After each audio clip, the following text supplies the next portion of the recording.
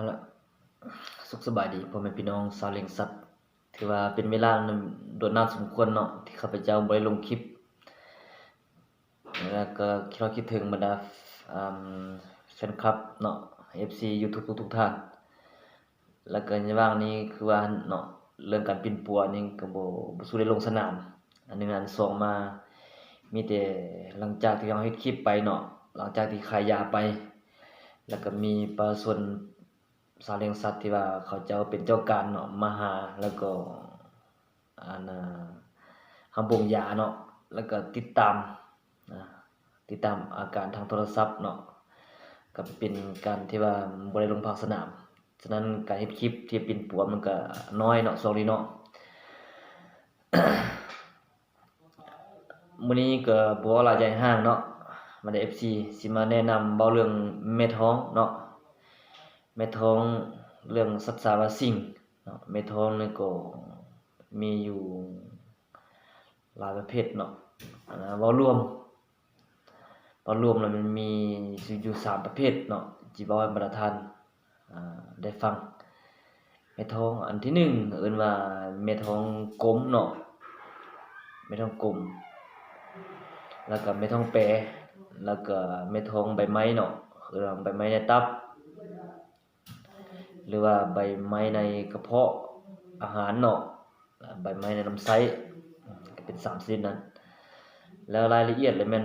ตัวที่1แม่ท้องกลมเนาะแม่ท้องกลมมันจะอยู่ในอันที่1มันบ่แม่นอยู่แต่ลำไส้แม่ท้องกลมเนาะให้บรรดาท่าน FC ให้เข้าใจว่าแม่ท้องกลมเนี่ยอันที่1อยู่ลำไส้เนาะอันที่2จะอยู่ในปอดก็มีแล้วเว้าอีกบรรดาท่านที่ว่าปิ้นปัวสัตว์เนาะหรือว่าเห็นสัตว์ของท่านถือว่าบ่แม่นยามหนาวอากาศบ่ได้เปลี่ยนแปลงแต่ว่าเป็นไอตลอดเนาะแล้วซักยาดีไอ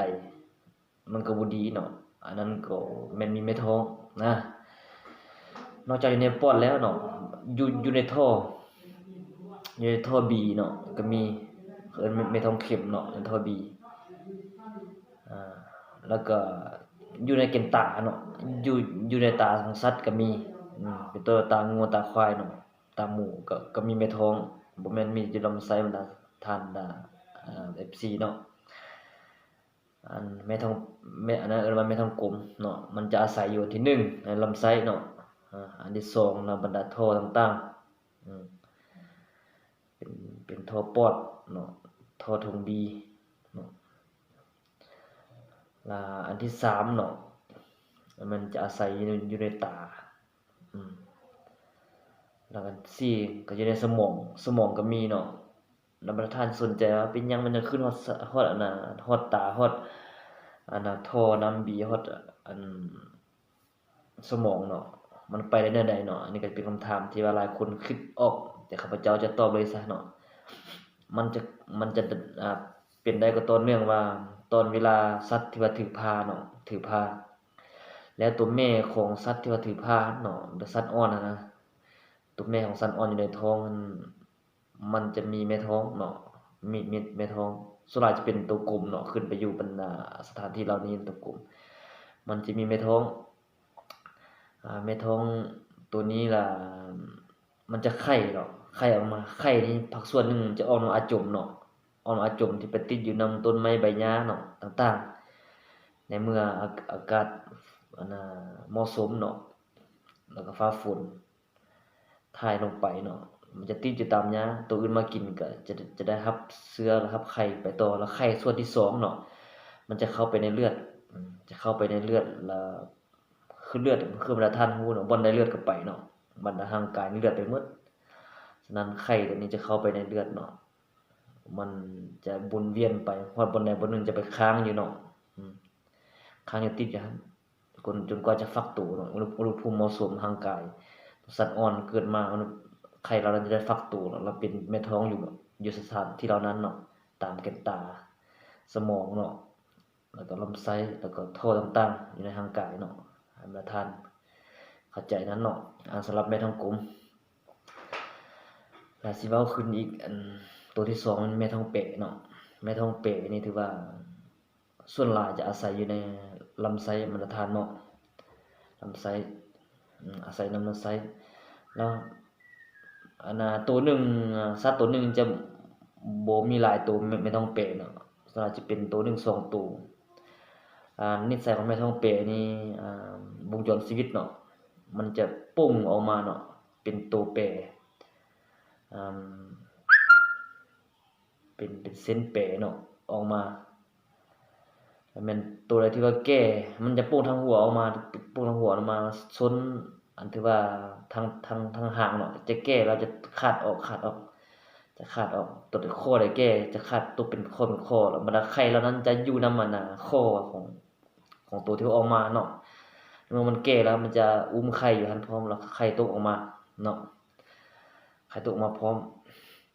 แล้วตกใส่ตัวน้อยใบหญ้าข้าพเจ้าเว้าเมื่อกี้เนาะแล้วก็เฮ็ดให้ตัวอื่นมากินกับเกิดเป็นพยาธิคือเก่าเนาะแล้วหัวมันจะจับอยู่ในลำไส้เนาะจะดูดกินอยู่ในผนังลำไส้ไม่ต้องแปลเนาะหัวจะดูดกินอยู่ในผนังลำไส้เฮ็ดให้ธาตุบำรุงที่เฮากินเข้าไปลำไส้อ่อนเนาะมันจะดูดกินในลำไส้1เฮ็ดให้แผลลำไส้ให้ลำไส้อักเสบเนาะเป็นแผลแล้วก็เปื่อยออกเป็นใหญ่ๆออกมาใส่ซอสโดดมาเนาะ2ก็แม่นเวลาไส้อ่อนนี่หรือว่าไส้แก่เนาะบางส่วนนะครับดูดธาตุบำรุงเข้าไปแล้วแม่ท้องจะดูดเอาไปเนาะแล้วเฮ็ดให้การไปหล่อเลี้ยงเนาะการซึมของกระแสเลือดไปหล่อเลี้ยงบรรดาอวัยวะต่างๆทางร่างกายนี่บ่สมบูรณ์เนาะแล้วเฮ็ดให้สัตว์นี่จ้อยอันนั้น2เนาะอันนั้นแม่นสำหรับแม่ท้องแปรจะมีอยู่ในลำไส้เนาะบัดนี้เว้าถึงแม่ท้องเป็นลักษณะใบไม้เนาะคือว่าใบไม้ในตับหรือใบไม้ในกระเพาะเนาะแล้วบรรดาท่านที่เลี้ยงวัวเลี้ยงควายที่จะเคยเห็นเนาะตัวที่ว่าใบไม้ในกระเพาะเนาะมันจะเป็นตัวสีแดงๆเนาะตัวสีแดงเวลาเฮาฆ่างัวฆ่าควายตัวใดที่มันจ้อยเฮาจะปาดกระเพาะลำไส้กระเพาะหญ้าเนาะกระเพาะหญ้าออกมาหรือว่าเอิ้นว่าภาษาต่างประเทศกระเพาะรูเมนเนาะปาดมามันมีตัวแดงๆหลายเนาะตัวแดงๆหลายคือเอิ้นว่าสันใบไม้ในกระเพาะเนาะตัวนั้นน่ะตัวบรรดาตัวเหล่านั้นมันจะอาศัยกินธาตุบำรุงเนาะที่ว่ากินเข้าไปเมื่อย่อยแล้วตัวจะดูดเป็นธาตุบำรุงเนาะแล้วให้งัวนี่ตุ้ยบ่ได้เนาะประเภทที่2มันจะอยู่ในตับเนาะอยู่ในตับนี่สีมันเป็นในตัวมันเป็นอะไรเนาะตัวก็เป็นตัวแปรเนาะเป็นตัวแปรลักษณะใบไม้ลักษณะใบไม้มันจะตับมันจะเป็นหูสอดไปสอดมามันจะแหย่อยู่ในตับเนาะแล้วตัวใดเป็นเนาะถือว่าท้องจะใหญ่ท้องใหญ่ไปจ้อยเนาะขี้เหลวตลอดในลักษณะรวมของตัวที่ว่าเป็นใบไม้ในตับเนาะแล้วใบไม้ในกระเพาะแล้วมันตัวที่ว่าเฮาเลี้ยงอยู่เขตทุ่งเพียงส่วนหลายเนาะเขตทุ่งเพียงทุ่งมีนาส่วนหลายกินน้ำบนเพียงบนอื่นเนาะบนซุปแปลกซุ่มส่วนหลายจะพอจะมันก็เป็นเนาะเพราะว่าพยาธิตัวนี้มันจะถ่ายออกมาไปใส่ทุ่งไร่ทุ่งนาเนาะแล้วตัวหอยนี่จะไปจับเนาะจับแล้วหอยนี่มันจะอาศัยอยู่ในหอยเนาะมันจะเข้าไปไปฟักตัวอยู่ในหอยพยาธิตัวนี้ขยายตัวอยู่ในหอยพอได้กินหอยนี่ระวังต้องกินให้มันสุกเนาะต้องกินมันสุกต้มหรือว่าคั่วมันสุกหอยนะเป็นหยังจังติดสารวัตรสิ่งเนาะย้อนว่าหอยนี่ขึ้นตามใบไม้เนาะเฮาเห็นมันทุ่งหญ้าทุ่งนาเนาะหอยมันขึ้นไปมันไข่เนาะมันจะออกพยาธิไข่พยาธิตัวใบไม้ในตับนี่พร้อมใบไม้ในกระเพาะพร้อมเนาะมันจะติดอยู่ตามใบแต่เมื่อเห็นมันหญ้าบนใดงามเนาะสัตว์เฮาจะไปกินแล้วมันจะเข้าไปฟักตัวแล้วกลายเป็นพยาธิอีกเนาะอันนั้นวงจรของใบไม้ในตับหรือว่าใบไม้ในกระเพาะเนาะฉะนั้นอันนั้นเป็นเว้าคุณลักษณะพิเศษของแต่ละเม็ดท้องเนาะวันนี้เราจะมาเบิ่งเรื่องยาและยาตัวใดเนาะที่ว่าสามารถที่กำจัดได้ทั้ง3ประเภทเนาะนี่แล้วว่าประเภทยามียาอะไรนี่เนาะมันทานเนาะ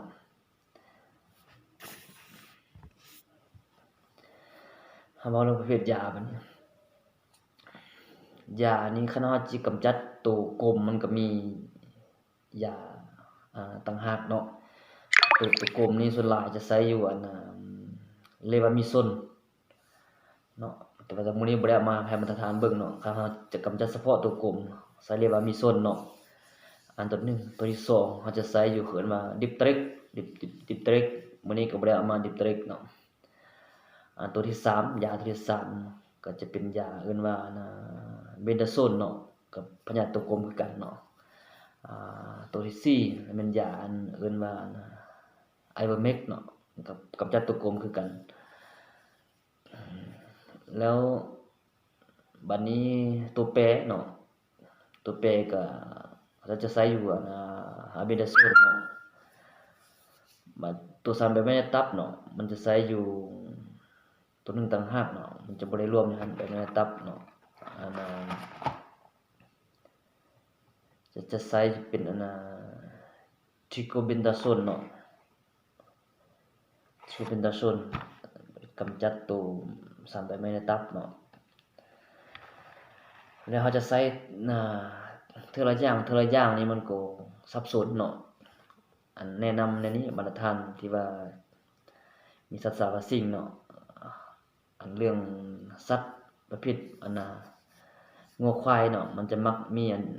อยู่3แนวเลยเนาะอันที่1นี่มันตัวกลมเนาะ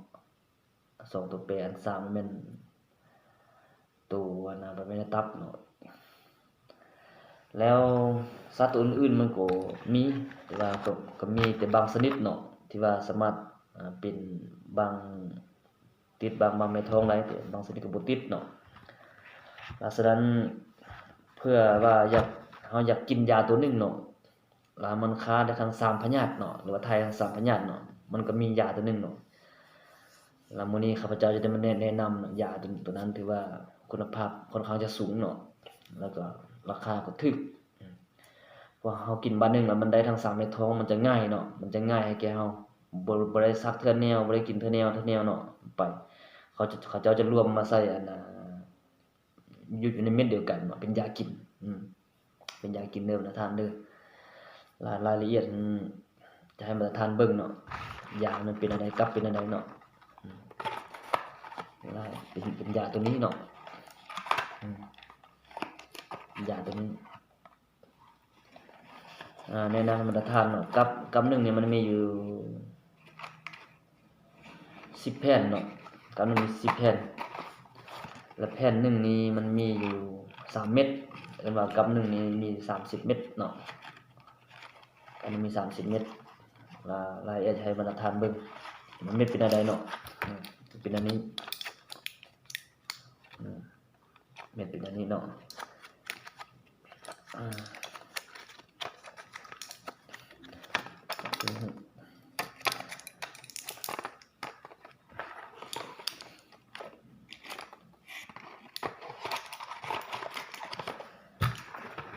ยาตัวนี้แหละแม่น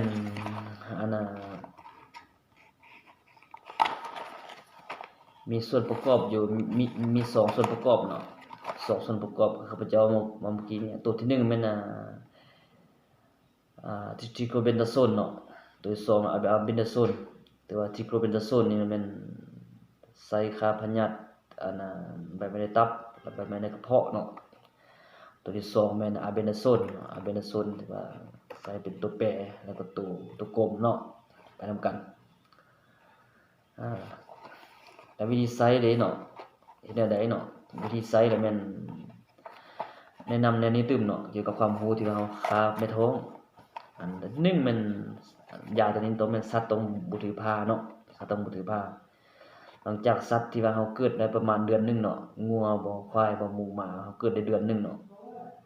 แบะบ่เกิดเดือนนึงมันจะบ่ทันถือเชิงเนาะเฮาจะให้ยาตัวนี้กินกินเพื่อว่าฆ่าในท้องก่อนผสมพันธุ์อีกเนาะก่อนผสมพันธุ์อีกฉะนั้นกินอัตราปริมาณเท่าใดเนาะกินอัตราปริมาณอยู่เม็ดนึงนี่นะเพิ่นให้ใส่น้ำหนักอยู่50กิโลเนาะเม็ดนึงต่อ50กิโลแล้วกินเทื่อเดียวเนาะกินตอนเช้าแต่ว่างัวควายหมูหมาเป็ดไก่หรือว่าแบะเนาะบ่ทันได้กินอาหารเนาะหุงมาแล้วให้กินเลยตัวนี้เนาะหุงมาให้กินเลยแล้วหลังจากนั้นประมาณชั่วโมงนึงเนาะจะให้สัตว์ไปกินหญ้าหรือจะให้อาหารสัตว์เนาะนะครับจื่อนั้น ในเมื่อที่ว่าเรา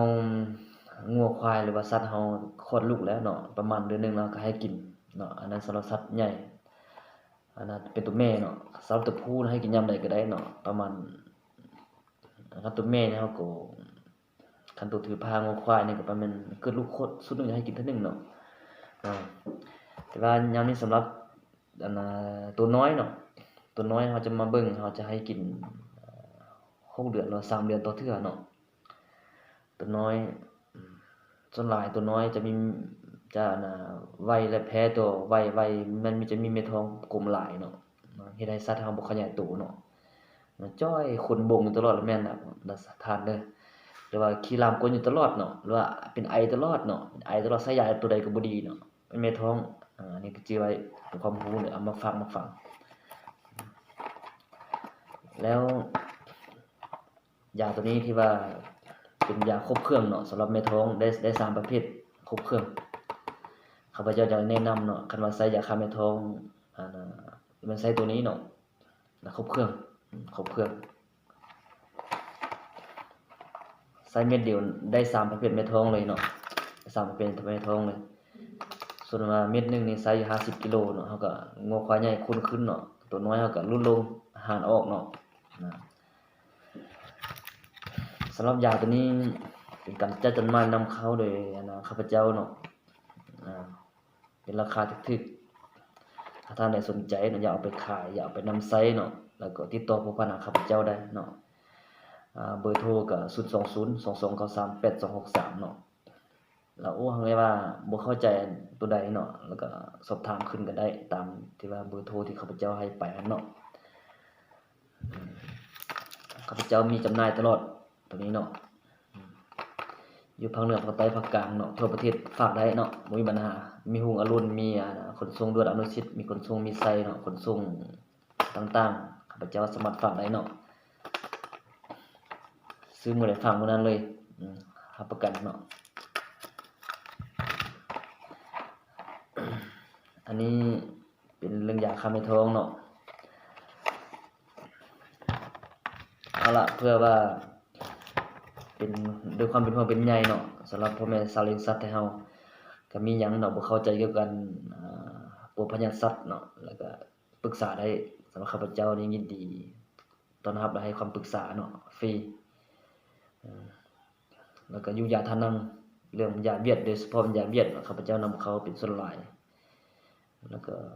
จะบอกวิธีแนะนำเพราะบ่ต้องย้านว่าโอ้เป็นภาษาเวียดเขาจะบ่ฮู้เนาะข้าพเจ้าจะแนะนำให้เลยก็มีลูกค้าภาคใต้ภาคกลางภาคเหนือเนาะที่ว่ามานำใช้บริการได้ฝากเนาะทั้งยกทั้งย่อยเนาะข้าพเจ้าฝากหมดมื้อนี้ก็เอาใส่พรบรรดา